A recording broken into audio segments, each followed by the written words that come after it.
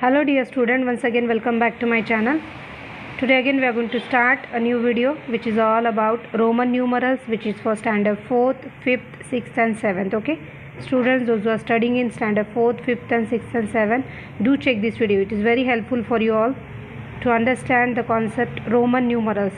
This can be the new concept for you all, but it is I'm going to explain it in a very easy way so that you can understand this, and this video can be very helpful for all of you out there. So do check. If you like this, it's my humble request to all of you, give a like on my video, forward this video to many more people out there so that they also can get help from my video.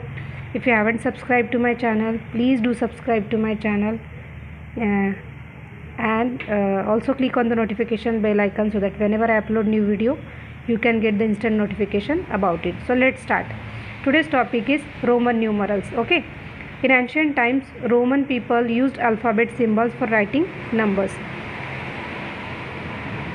We also use them for writing class names, parts of a question, on a clock faces, etc. हम भी इसका इस्तेमाल आज भी हम करते हैं.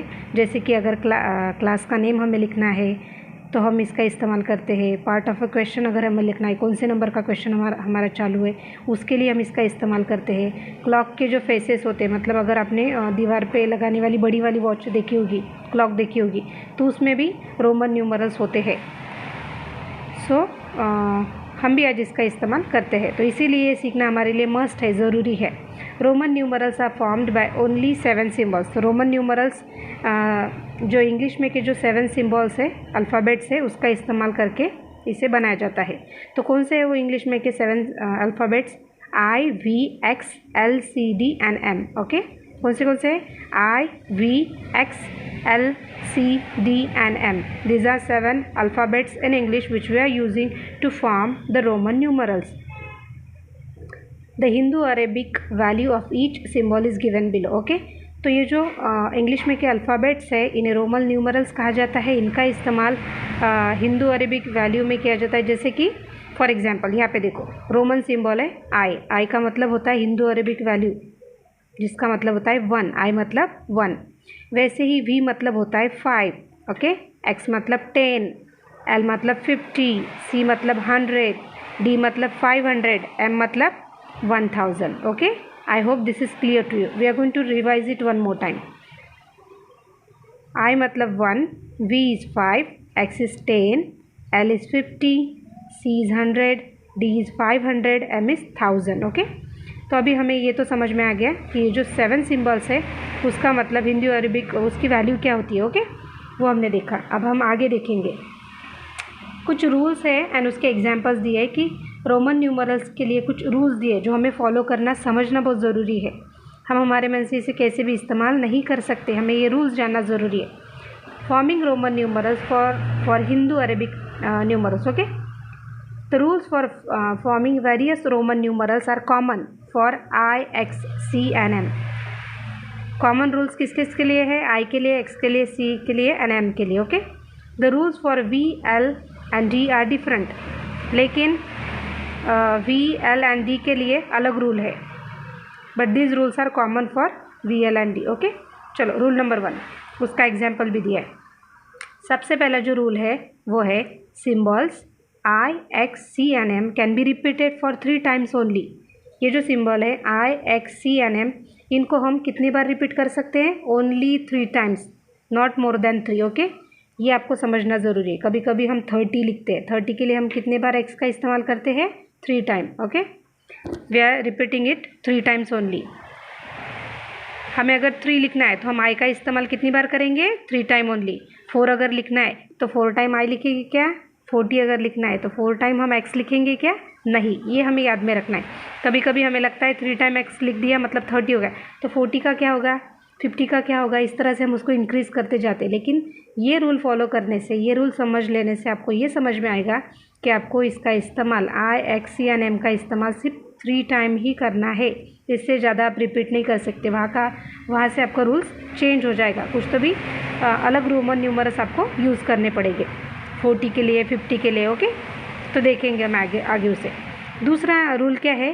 Symbols V, L, D can never be repeated अब देखो I X C and M को रिपीट कर सकते हैं लेकिन 3 टाइम, लेकिन वी एल डी ये जो सिंबल है इसको हम कभी भी रिपीट नहीं कर सकते, एक बार भी नहीं रिपीट कर सकते। ओके, उनको 1 टाइम ही इस्तेमाल किया जा सकता है।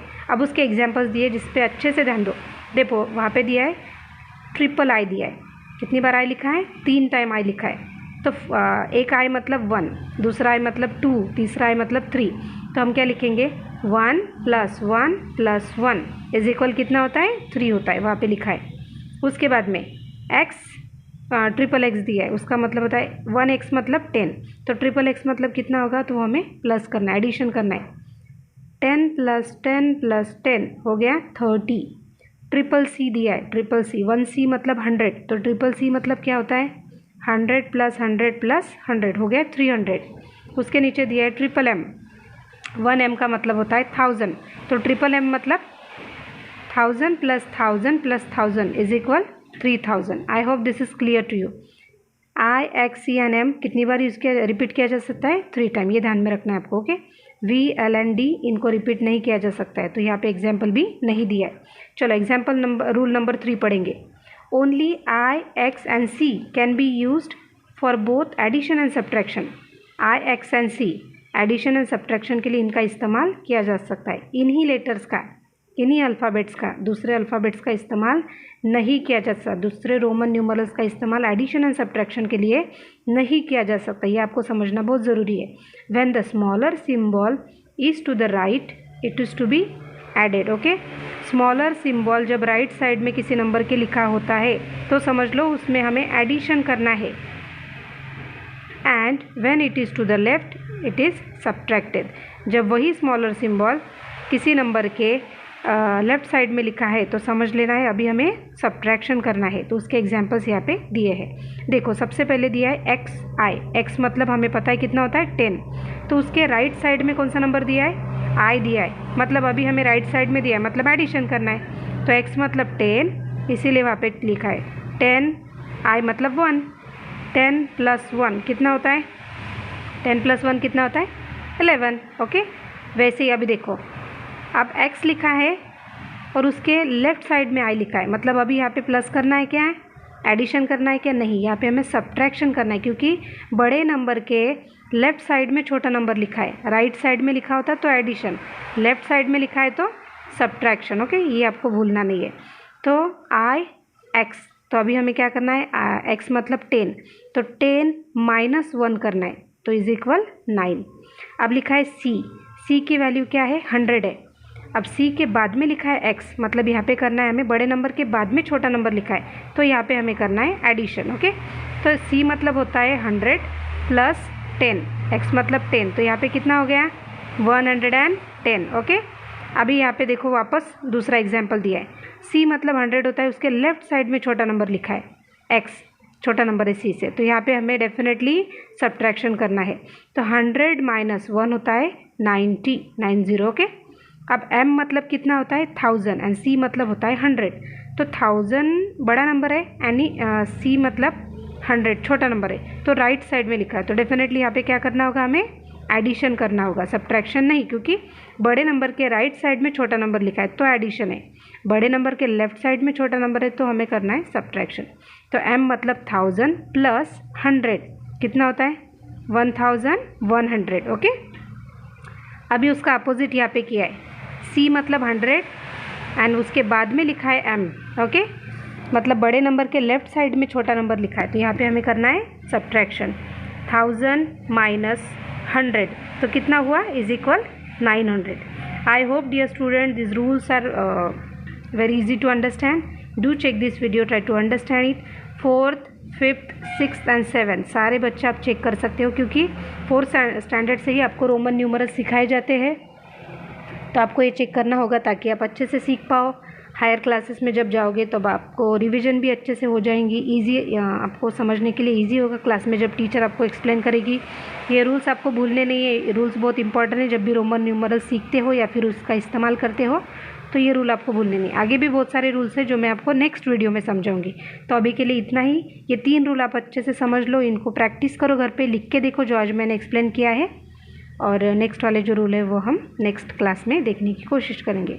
Thank you for watching my video, and if you like it, please give like on my video, subscribe to my channel very specially, and also click on the notification bell icon. If you want to forward this video, do forward this video to many more students and people out there. Okay, thank you so much.